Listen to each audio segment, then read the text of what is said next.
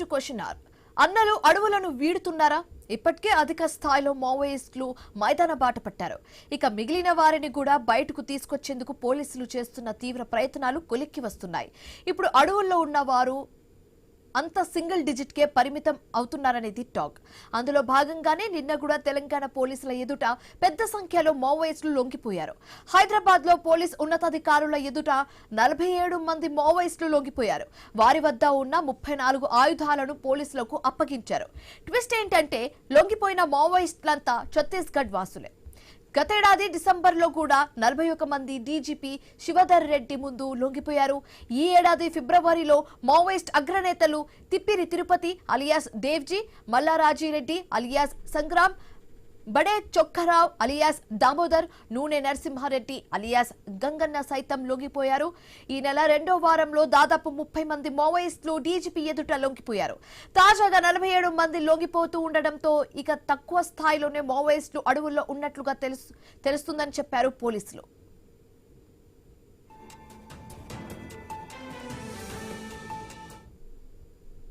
बाहर लाने के लिए हमारे सोर्सेस को एक्टिवेट करे थे, तो थोड़े छत्तीसगढ़ के सदर्न पार्ट में, थोड़े तेलंगाना के नॉर्थन पार्ट में थोड़े घूम रहे थे, तो उन लोगों को इकट्ठा करके ला के सड़क दिखाए हैं।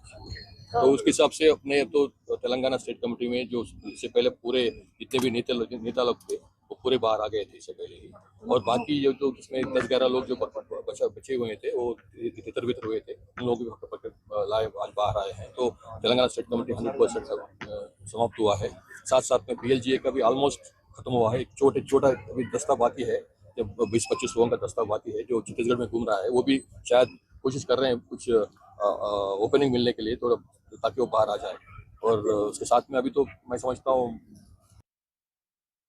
उनको बाहर लाने के लिए हमारे सोर्सेस को एक्टिवेट करे थे, तो थोड़े छत्तीसगढ़ के सदर्न पार्ट में, थोड़े तेलंगाना के नॉर्थन पार्ट में थोड़े घूम रहे थे, तो उन लोगों को इकट्ठा करके ला के सड़क दिखाए हैं।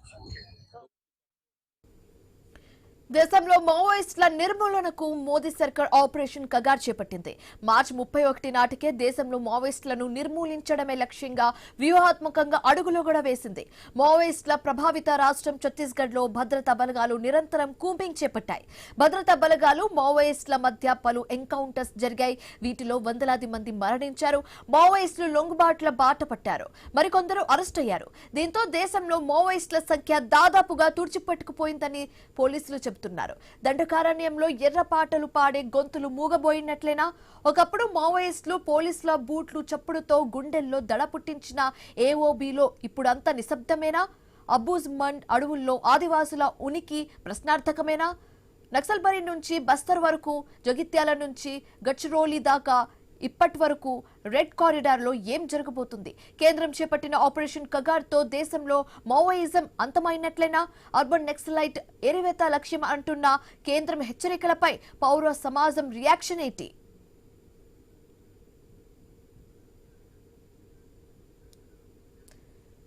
రైట్, ఇక ఇదే అంశాలకు సంబంధించి ఓవరాల్ సమరైజ్ చేసి అనలైజ్ చేసి చెప్పడానికి మా కొలీగ్ ఆశా న్యూస్ రూమ్ నుంచి సిద్ధంగా ఉన్నారు. Over to you ASHA. Good afternoon Shivani, thank you. మనం చూస్తే మార్చి 31వ తేదీన ఆపరేషన్ కగార్ అని చెప్పేసి డెడ్ ఎండ్ పెట్టారు. దేనికి? మావోయిస్ట్ రహిత దేశంగా చేస్తామని చెప్పేసి కేంద్ర మంత్రి అమిత్ షా చెప్పినటువంటి కామెంట్స్ మనకు తెలిసినవే. ఆ మార్చి 31వ తేదీ వచ్చేలోపు జరిగినటువంటి ఆపరేషన్స్ లేదంటే మావోయిస్ట్ లొంగిపోయినటువంటి సందర్భాలు మనం చాలానే చూసాం. ఆఫ్టర్ దట్ ఏదైతే ఆపరేషన్ కగార్ సక్సెస్ఫుల్ గా కంప్లీట్ చేస్తామని చెప్పిన తర్వాత దాదాపుగా సింగిల్ డిజిట్ కే పరిమితం అయిపోయారా ఇంకా అనేది కూడా మనకు అర్థమైంది. ఎక్కడెక్కడ మావోయిస్ట్ ఉంటారు, వారి ఎక్కడెక్కడ షెల్టర్స్ ఉంటాయి. మన ఏపీలో విషయానికి వస్తే ఏపీలో విజయవాడ సందర్భంలో కూడా మనం చూసాము. ఇటువంటి పరిస్థితుల్లో ఇంకా ఏ స్థాయిలో ఉన్నారు? దండకారణ్యంలో మొత్తం అంతా కూడా మావోయిస్టులు రహితంగానే ముందుకు వెళ్తున్నారా? మన అబూజ్మండ్ లో కూడా చూసాం. అబూజ్మండ్ లో కావచ్చు, ఛత్తీస్గఢ్ ప్రాంతాల్లో కావచ్చు, మావోయిస్టులు పోలీసుల ముందు లొంగిపోవడం. పోలీసులు కూడా చాలా ఆఫర్స్ కూడా ఇచ్చారు. మీరు ఒకవేళ ఏ ప్రాంతంలో ఉన్నా సరే రండి, లొంగిపోవడానికి మీరు ఏ ఆప్షన్ ఎంచుకున్నా పర్లేదు, బహిరంగంగా వచ్చి చెప్పినా పర్లేదు, లేదా మాతో కలిసినా పర్లేదు, మీకు ప్రొటెక్షన్ కావాలంటే ఇస్తాము, మీకు ప్రభుత్వ పరంగా ఏదైతే వస్తావో అన్ని కూడా మేము పరిహారాలు అందజేస్తామని చెప్పినటువంటి సందర్భాలు కూడా మనకు కనిపించాయి. సో ఇటువంటి సందర్భంలో దండకారణ్యంలో ఇప్పుడు ఏం జరగబోతుందో అనేది, ఏం జరుగుతుందనేది ఒక ప్రశ్నగా ఉంది. మాట్లాడదాం. మనతో పాటు మా రిపోర్టర్ సిద్ధంగా ఉన్నారు. ముందుగా రత్నకుమార్ దగ్గరికి వెళ్దాం. Good afternoon Ratnakumar. ఏం జరగబోతుంది? ఇప్పటికీ చాలా సంఖ్యలో, అధిక సంఖ్యలో ఏదైతే మావోయిస్టులు ఉండేటువంటి ప్రాంతాలన్నీ కూడా నిర్మానుష్యంగా మారాయి. చాలా వరకు మావోయిస్టులు జనజీవనంలో కలిసిపోయినటువంటి సందర్భం, ఎన్కౌంటర్స్ లో చనిపోయినటువంటి సందర్భాలు కూడా మనకు కనిపించాయి. ఇప్పుడేంటి సిచ్యువేషన్? ఇప్పటికీ లొంగిపోతున్నట్టు తెలుస్తుంది, కానీ చాలా తక్కువ సంఖ్యలో ఇంకా మావోయిస్టులు ఉన్నట్టుగా తెలుస్తుంది కదా. ఎస్ ఆశ, ఆపరేషన్ కగార్ అనేది మావోయిస్టు పార్టీ నిర్వీర్యం కావడానికి ఈ ఆపరేషన్ కగారే ప్రధాన కారణమా అంటే అవును అనే చెప్పాలి. ఎందుకంటే మావోయిజం అనేది గత కొన్ని దశాబ్దాలుగా ముఖ్యంగా సమాజంలో జరుగుతున్నటువంటి వివక్ష, అంటరానితనం, అసమానత్వం, వీటి మీదనే ఫైట్ అనేది చేసుకుంటూ వచ్చారు.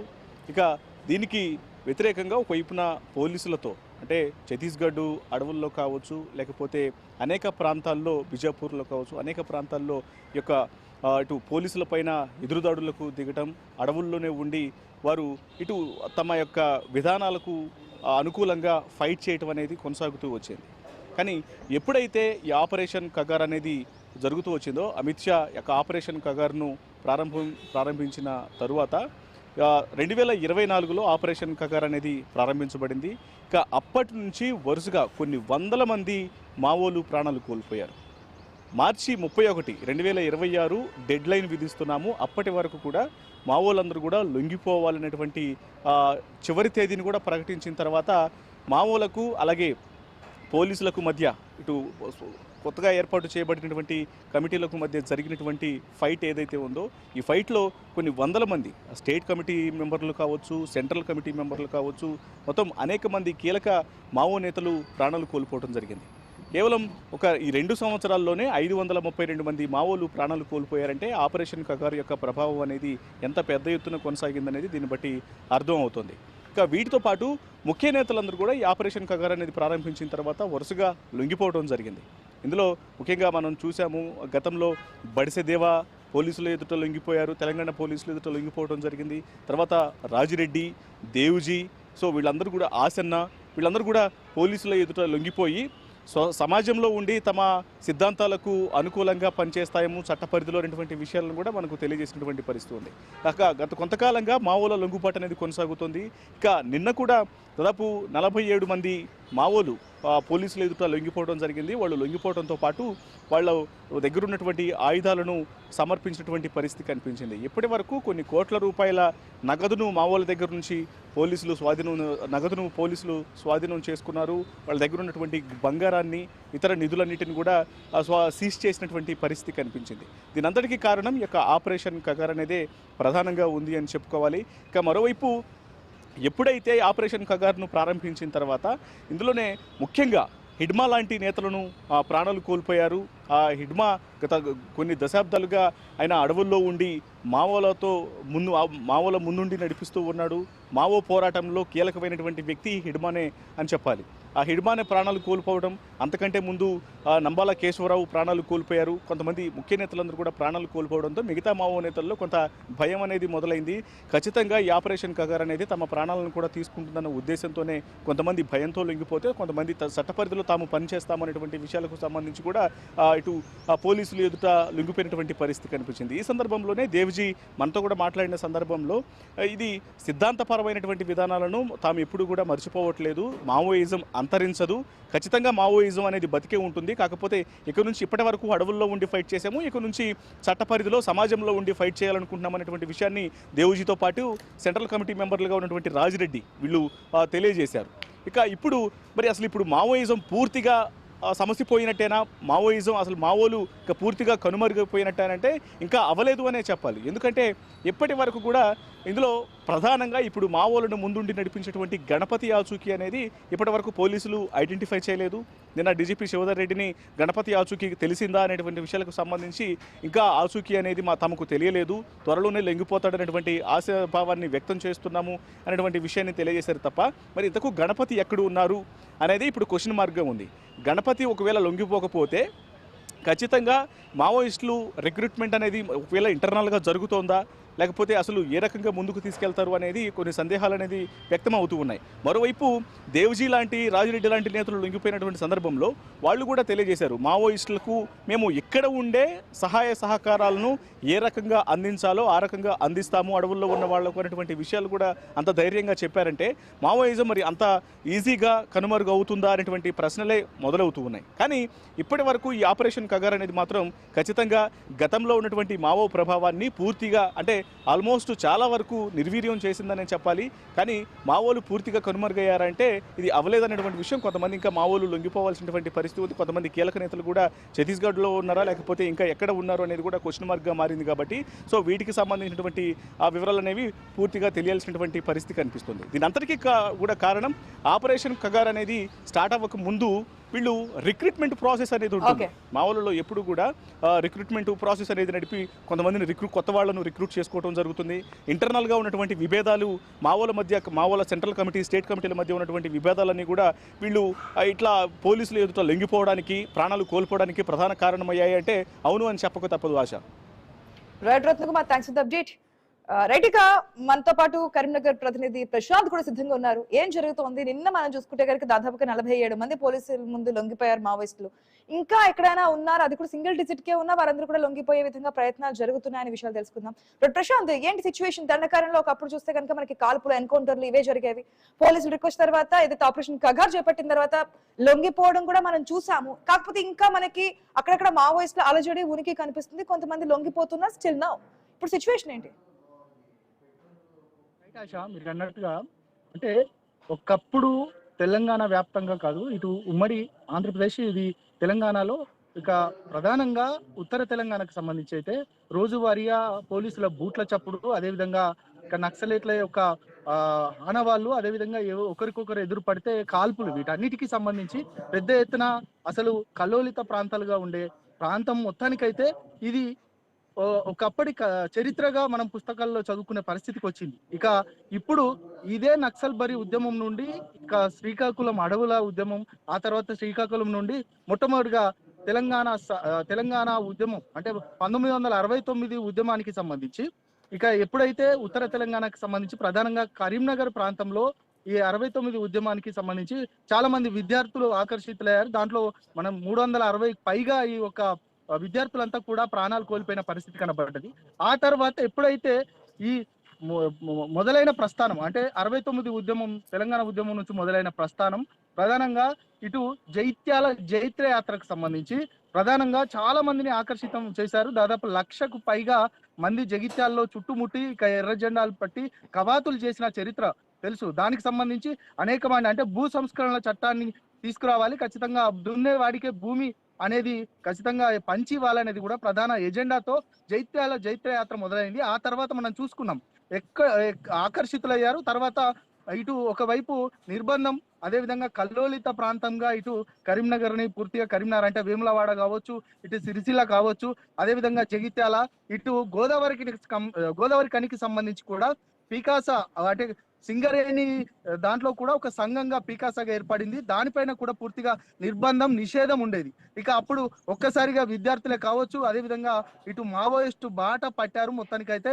ఒక్కసారిగా అడవులకు వెళ్ళిన పరిస్థితి కనబడింది ఉత్తర తెలంగాణకు సంబంధించి. ఇక అప్పటి నుంచి మొదలైన ఈ ప్రస్థానానికి సంబంధించి మొన్న మనం రీసెంట్ గా చూసాము, బీజేపీ ప్రభుత్వం అధికారంలోకి వచ్చిన తర్వాత మొన్న అమిత్ షా ఎప్పుడైతే ప్రకటన చేశారో దాదాపు మార్చి 31 కల్లా పూర్తిగా ఎక్కడికక్కడ మావోయిస్టులు అనే వారిని ఉండనివ్వము, ఖచ్చితంగా అనే దానిపైన ఒక్కొక్కరిని ఏరివేత వేసుకుంటూ వచ్చారు. దానికి సంబంధించి చాలా మందిని లొంగిపోమని చెప్పారు, చాలా మందికి పునరావాసం కల్పిస్తామన్నారు. అదే నేపథ్యంలో ఉమ్మడి కరీంనగర్ జిల్లాకి సంబంధించి ఉత్తర తెలంగాణలో ఒక ప్రత్యేకమైన స్థానం ఉంటుంది. ఎందుకనంటే ఇక్కడ అదే జగిత్యాల జైత్రయాత్రకు సంబంధించి ప్రధానంగా ఆకర్షితులైన వాళ్ళంతా కూడా అడవి బాట పట్టిన నేపథ్యంలో వారంతా కూడా ఒక్కొక్కరుగా చాలా మంది, ఇప్పుడు మల్లోజ్ జిల్లా కోటేశ్వరరావు కావచ్చు, అదేవిధంగా ఇటు నంబాల కేశవరావు అనే అతను ఖచ్చితంగా జైత్రయాత్రకు సంబంధించిన ఆంధ్ర వ్యక్తి అయినప్పటికీ కూడా వారితో పాటు మొట్టమొదటిగా కూర రాజన్న కావచ్చు, అదేవిధంగా చాలా మంది ఇటు మల్లో జిల్లా కోటేశ్వరరావుతో పాటు వాళ్ళ తమ్ముడు కావచ్చు, అదేవిధంగా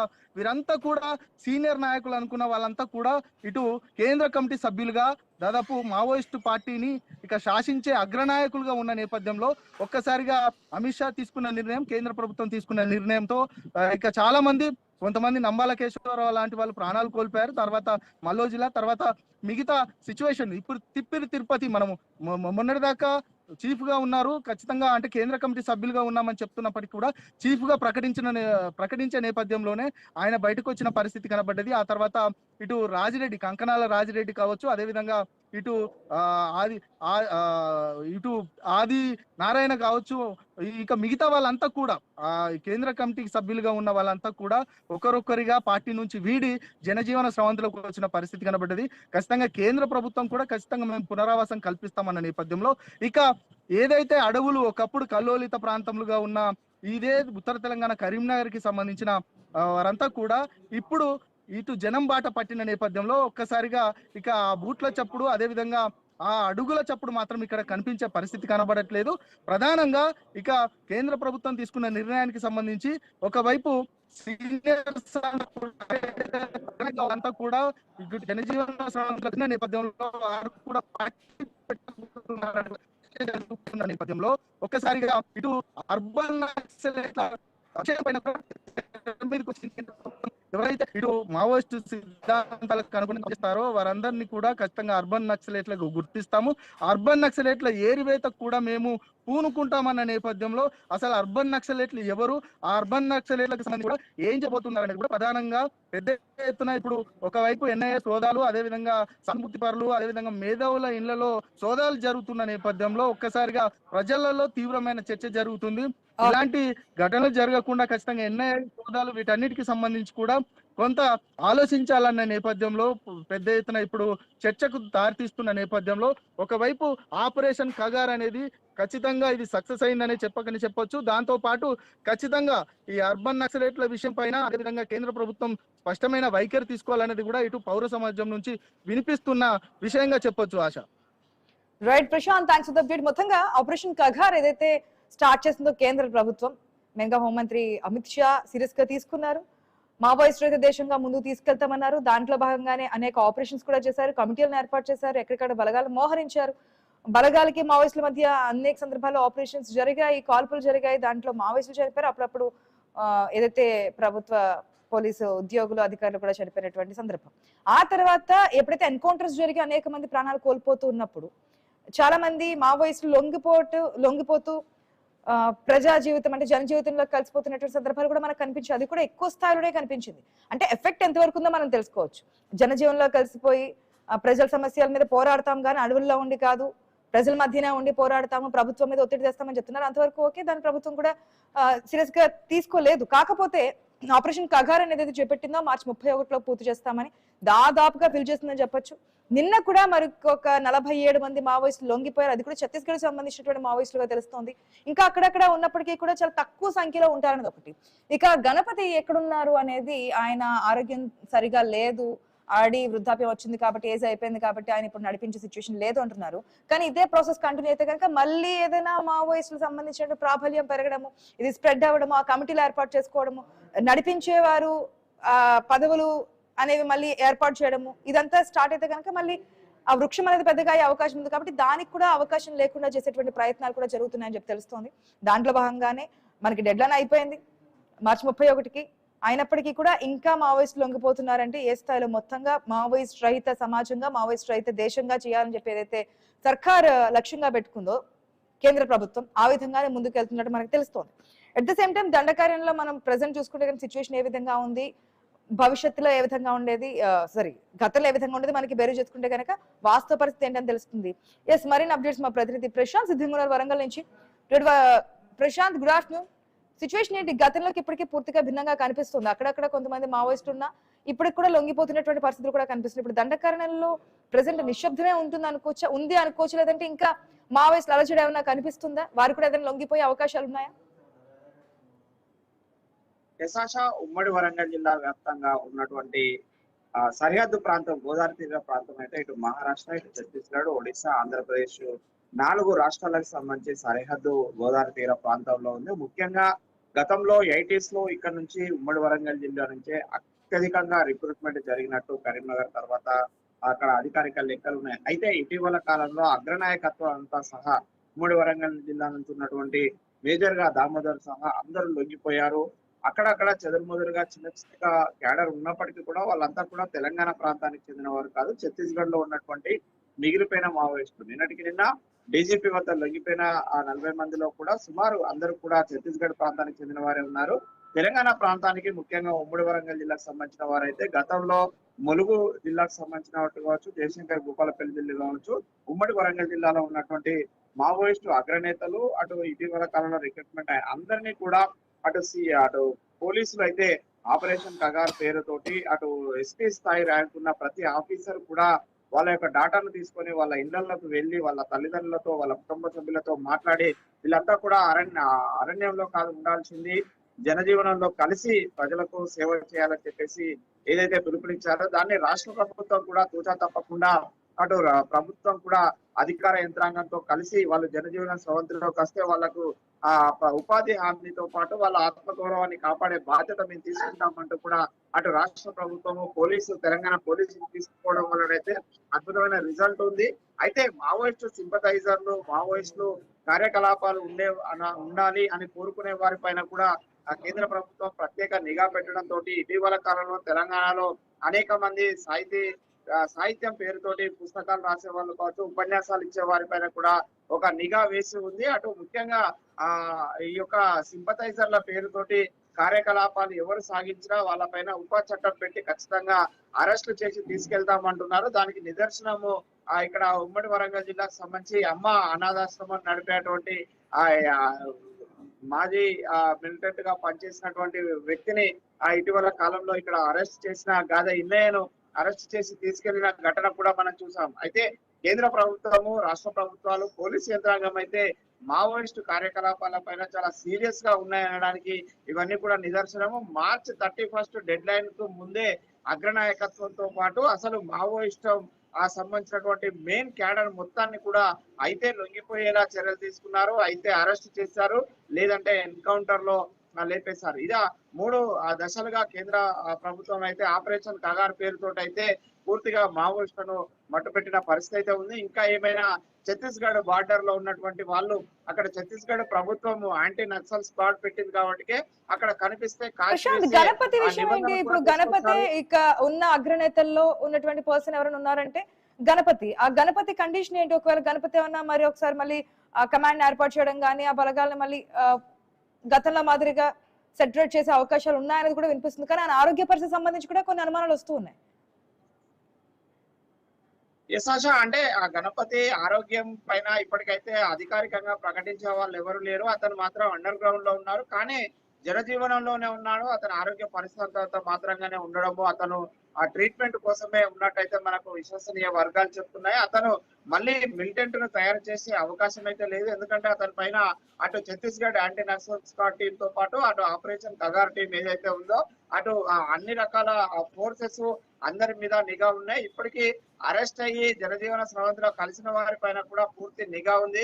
వాళ్ళ యొక్క కార్యకలాపాలు ఏంటి, వాళ్ళు జనజీవన స్రవంతిలో ఉన్నారా, కుటుంబంతో కలిసి జీవిస్తున్నారా, లేదంటే మళ్ళీ ఏమైనా ప్రత్యేక యాక్టివిటీస్ చేస్తున్నారా అనేది అయితే పూర్తిగా అండర్ కంట్రోల్ సెంట్రల్ టీమ్స్ అన్ని కూడా పనిచేస్తున్నాయి. ఎస్బీ ఇంటెలిజెన్స్ రిపోర్ట్స్ ఎప్పటికప్పుడు ప్రతి వీక్ కూడా తెప్పించుకొని వారిపైన నిఘా ఉంచారు. ఉపాధి లక్ష్యంగా ముందుకు వెళ్లే వారి కాకుండా ఇలాంటి మిలిటెంట్ సింపథైజర్లను కలుస్తూ వారి పేరుతో సమావేశాలు నిర్వహించే అందరిపైన కూడా ఆ నిఘా పెట్టింది. దీంతో అయితే అలాంటి ఛాన్స్ అయితే కనిపిస్తలేదు, ఎందుకంటే ఛత్తీస్గఢ్ గోదావరి తీర ప్రాంతం ఒకవేళ దాటిల్లంటే ఛత్తీస్గఢ్ ప్రభుత్వం అయితే చాలా సీరియస్ గా ఉంది. ఆ March 31 తర్వాత అంటే April 1 నుంచి కనిపిస్తే కాల్చివేతే లక్ష్యంగా ముందుకు సాగుతున్నారు. ఇప్పటికే మనం చూసాము కర్రెపుట్టలను పూర్తిగా తెలంగాణ రాష్ట్ర ప్రభుత్వం హ్యాండ్ ఓవర్ చేసుకొని అక్కడ సిఆర్పిఎఫ్ 5th బెటాలియన్ టీమ్స్ ను కూడా అక్కడ ఒక క్యాంప్ ను ఏర్పాటు చేశారు. ముఖ్యంగా తెలంగాణ ఛత్తీస్గఢ్ కు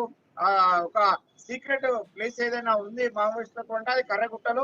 అక్కడే బెటాలియన్స్ ని కేంద్ర ప్రభుత్వం మోహరించి తెలంగాణ రాష్ట్ర ప్రభుత్వానికి అప్పగించింది. ఇటీవలే అధికారికంగా తెలంగాణ రాష్ట్ర డీజీపీ అక్కడికి వెళ్లి ఆ యొక్క బెటాలియన్ క్యాంపును కూడా ప్రారంభించాడు.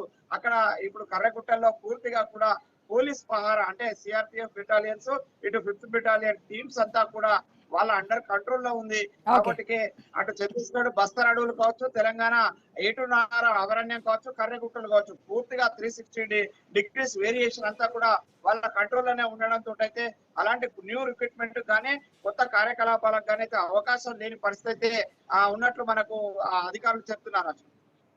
Prashanth, thanks for the update. మొత్తంగా ఎటు చూసినా సరే మార్చి 31 తర్వాత ఆపరేషన్ కగార్ తర్వాత కూడా ఇంకా ఇది కొనసాగుతోంది. ఎక్కడైనా చిన్న అలజడి కానీ లేదంటే మావోయిస్టులు ఉన్నటువంటి ఇన్ఫర్మేషన్ వచ్చినా సరే అక్కడికి పోలీసు బలగాలు చేరుకోవడం, వారిని అంతమందించే ప్రయత్నం చేయడం, ఏదైతే వారు పెట్టుకున్నటువంటి మావోయిస్టు రహిత దేశంగా ముందుకెళ్ళడానికి చేస్తున్నటువంటి ప్రయత్నాల భాగంగానే ముందుకెళ్తున్నట్టు తెలుస్తుంది. అందుకే ఇప్పటికీ ఇంకా స్టిల్ నౌ ఛత్తీస్గఢ్ సంబంధించినటువంటి మావోయిస్టులు 47 మంది లొంగిపోయారు. ఇంకా ఎక్కడెక్కడైనా ఉన్నా సరే లొంగిపోవాలని చెప్తున్నారు. కాబట్టి ఏ విధంగా ముందుకు వెళ్ళబోతున్నారు ఏంటి అనేది కూడా తెలుసుకుందాం. ఇది వాటి క్వశ్చన్ అవర్. Keep watching.